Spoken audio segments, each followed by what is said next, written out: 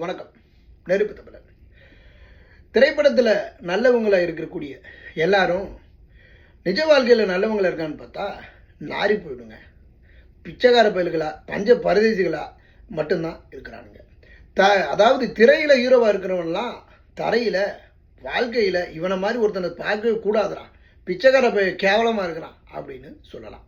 அந்த அளவுக்கு தான் இன்றைக்கி நிலைமை இருக்குது. ஆனாலும் ஒரு திரையில் நட்புக்கு இலக்கணமாகவும் ஒரு நல்லவராகவும் தோன்றக்கூடியவர் தன்னுடைய நிஜ வாழ்க்கையிலையும் நல்லவராகவே வாழ்ந்து கொண்டிருக்கக்கூடியவர் தான் தயாரிப்பாளரும் இயக்குனருமான நடிகருமான அண்ணன் சசிகுமார் அவர்கள்.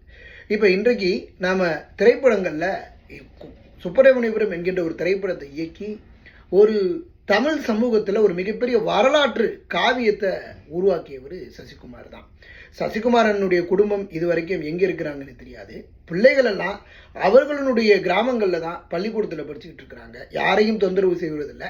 தான் மட்டும் சென்னைக்கு வருவார், படத்தில் எடுப்பார், படத்தில் நடிப்பார், அதுக்கப்புறம் கிராமத்துக்கு போவார். மனைவி, தன்னுடைய உற்ற உறவினர்கள் யாரையுமே தொந்தரவு செய்யக்கூடியாத ஒரு நல் உள்ளம் கொண்ட மனிதராக இன்றும் வாழ்ந்து வரக்கூடிய மனிதனையும் கொண்டவராக அண்ணன் சசிகுமார் இருப்பது தான் நிதர்சனமான ஒரு உண்மை.